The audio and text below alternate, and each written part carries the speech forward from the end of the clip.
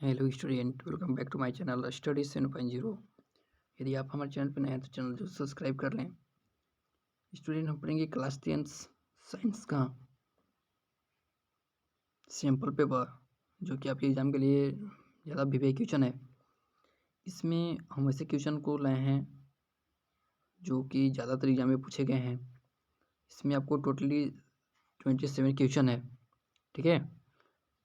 तो यहाँ से हम आपको बता दें कि यह जो एग्जाम में जो क्वेश्चन पूछे जाते हैं, टोटली 80 नंबर के क्वेश्चन पूछे जाते हैं। 20 नंबर आपका प्रैक्टिकल होता है और परीक्षा की जो टाइमिंग होती है 3 घंटे उसकी टाइमिंग होती है। तो आज हम आपको 27 क्वेश्चन देने वाले हैं। तो 27 क्वेश्चन को आप अच्छे से पढ़ लें, ठीक है। चलिए, पहला क्वेश्चन है। देखिए, आप जितने भी क्वेश्चन है सारे क्वेश्चन को आप अच्छे से याद कर लें, इसके नोट्स बना लें। पहला क्वेश्चन आपसे, एक साधारण दृष्टि वाले मानव नेत्र के निकट बिंदु व दूर बिंदु क्या है, ठीक है। एक साधारण दृष्टि वाले मानव नेत्र के निकट बिंदु व दूर बिंदु क्या होते हैं, इसके बारे में आपको पता नहीं है। तो जैसे मेरा अनुमान है तो यह क्वेश्चन, ठीक है, यह क्वेश्चन 1 नंबर का एग्जाम में आपसे पूछा जाता है। झील को प्राकृतिक परितंत्र क्यों माना जाता है? झील को प्राकृतिक परितंत्र क्यों माना जाता है? यह क्वेश्चन आपसे एग्जाम में 1 नंबर का ही पूछा जाएगा। तीसरा क्वेश्चन है, एक तत्व एक्स तनु अम्ल के साथ अभिक्रिया करने पर एक गैस बाहर निकालता है जो पॉप की ध्वनि पैदा करती है। जलने पर जबकि एक यौगिक वाई तनु अम्ल से अभिक्रिया करने पर वह गैस निकलती है जो चूने के पानी को दूधिया कर देती है। तो यहाँ से आपको बताना है कि एक्स क्या है और वाई क्या है, ठीक है। या एक्स क्या है और वह वाई क्या है। क्लियर? यह क्वेश्चन आपसे एग्जाम में 2 नंबर का पूछा जाएगा। क्लियर है? चलिए, कथन को समझाओ, ठीक है। जो कथन लिखा हुआ है उसको आपको समझाना है कि यह क्या लिखा हुआ है। यकृत रस में कोई अंजाम नहीं होते, फिर भी यह पाचन के लिए जरूरी है, ठीक है। यकृत रस में कोई अंजाम नहीं होते लेकिन फिर भी यह पाचन के लिए जरूरी है। आखिर ऐसा क्यों कहा गया है, ठीक है, उसके बारे में आपको समझाना है। यह आपसे 2 नंबर का क्वेश्चन पूछा जाएगा एग्जाम में। क्लियर? चलिए, 5वां क्वेश्चन आपसे, प्रकाश की चाल क्या होगी यदि प्रकाश हवा से कांच की प्लेट अपवर्तनांक 1.50 में प्रवेश करता है तो निर्वात में प्रकाश की चाल 3 × 10⁸ मीटर पर सेकेंड है, ठीक है। तो आपको बतानी है कि प्रकाश की चाल क्या होगी जब प्रकाश हवा से कांच की प्लेट में प्रवेश करता है। 6वां क्वेश्चन है, हमें वनों का संरक्षण क्यों करना चाहिए? वनों के संरक्षण के 2 तरीके बताओ। ये एग्जाम में आपसे 3 नंबर का क्वेश्चन पूछा जाएगा। क्लियर? चलिए, 7वां क्वेश्चन है, एक टॉर्च के बल्ब पर 2.5 वोल्ट तथा 750 mA लिखा हुआ है। इसकी एक शक्ति, 2 प्रतिरोध, 3 तीसरा खर्च हुई ऊर्जा निकालो, ठीक है। पहला शक्ति निकालना है, इसकी रेसिस्टेंस निकालो तथा इसकी जो खर्च हुई ऊर्जा है उसको आप निकालना हो। यदि बल्ब को 4 घंटे के लिए जलाया जाता है, बल्ब को 4 घंटे के लिए किया जाता है, जलाया जाता है। क्लियर? चलिए, 8वां क्वेश्चन आपसे, मेंडल के प्रयोग यह किस प्रकार दर्शाते हैं कि विभिन्न लक्षण स्वतंत्र रूप से वंशानुगत होते हैं? व्याख्या कीजिए।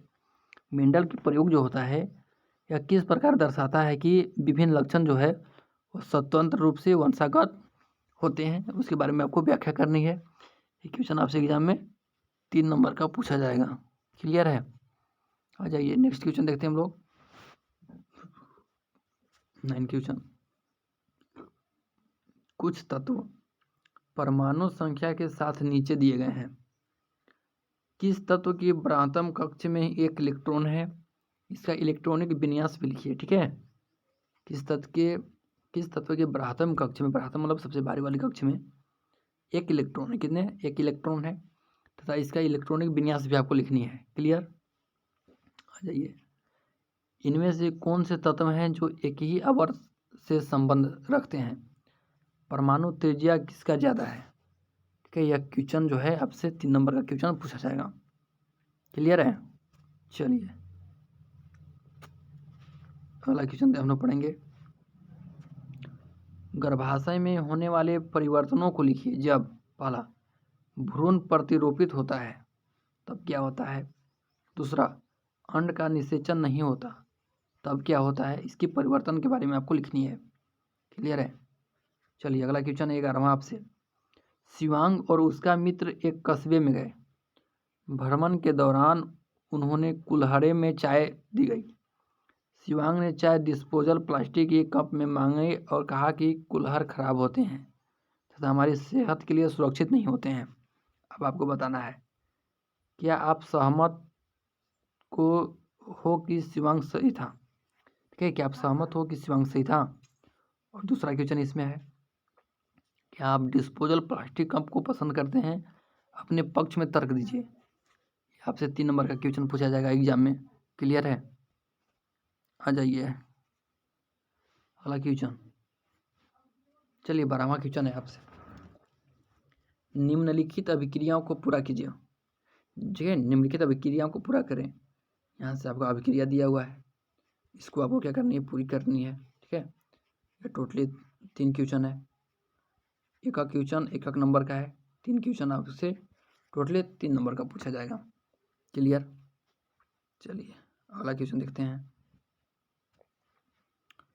बोला कि जब तांबे के चूर्ण को चाइना डिश में गर्म किया गया तो तांबे का चूर्ण एक काले रंग के पदार्थ से आच्छादित हो गया।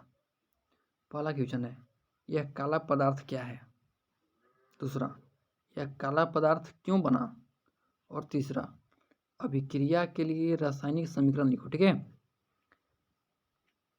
3 क्वेश्चन है, एक नंबर का, टोटली 3 नंबर का पूछा जाएगा। क्लियर है। चलिए अगला देख लेते हैं हम लोग। 14वां क्वेश्चन बोले कि 2 विद्यार्थियों ने 2 प्रतिरोधों को R1 तथा R2 के साथ प्रयोग किया तथा V1 ग्राफ चित्र 1 तथा 2 में दर्शाए गए हैं। यहाँ से देखते हैं इसका ग्राफ। चलिए सब देख लीजिए, ये हमारा ग्राफ है। अब बोला कि यदि R1 बड़ा है, ठीक है, यदि R1 बड़ा है R2 से तो कौन सा चित्र सही है जो उनके प्रयोग को दर्शाता है कि अपने उत्तर को पुष्टि करो। ठीक है, क्लियर।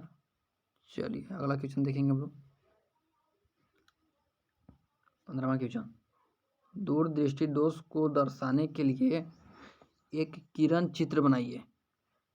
ठीक है, चश्मों की सहायता से इसको कैसे ठीक किया जा सकता है, इसको समझाने के लिए किरण चित्र बनाइए। 3 नंबर का क्वेश्चन है। ठीक है, दूरदृष्टि दोष को दर्शाने के लिए आपको एक क्या बनाना है, किरण चित्र बनाना है। क्लियर। 16वां क्वेश्चन, मादा जनन तंत्र का नामांकित चित्र बनाओ और गर्भ निरोधन की 2 युक्तियां लिखो। यह क्वेश्चन आपसे 5 नंबर का पूछेगा, इसको आप अच्छे से याद कर लें। 16वां क्वेश्चन जो है इसको आप अच्छे से याद कर लें। चलिए अगला क्वेश्चन 17वां। एक यौगिक ए है जिसका आणविक सूत्र क्या है, C2H6O तनु केमेनोफोर के साथ ऑक्सीकृत होने पर दूसरा यौगिक बी जिसका आणविक सूत्र कितना है, C2H4O2 बनाता है। तो सी सांद्र H1SO4 की उपस्थिति में ए तथा बी दोनों अभिक्रिया करके मीठी गंध वाले पदार्थ सी बनाते हैं। ए बी सी को पहचानो तथा रासायनिक अभिक्रिया कर लिखो। ठीक है, ए क्या है, बी क्या है तथा सी क्या है, उसको आपको बताना है कि ए बी सी क्या है तथा इसकी रासायनिक अभिक्रिया को आपको लिखनी है।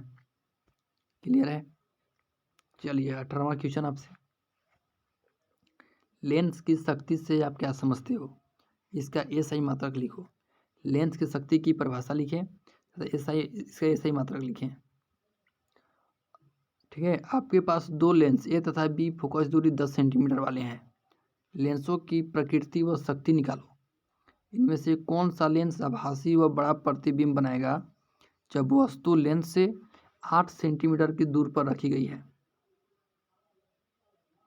आने उत्तर की पुष्टि के लिए किरण चित्र भी बनाइए।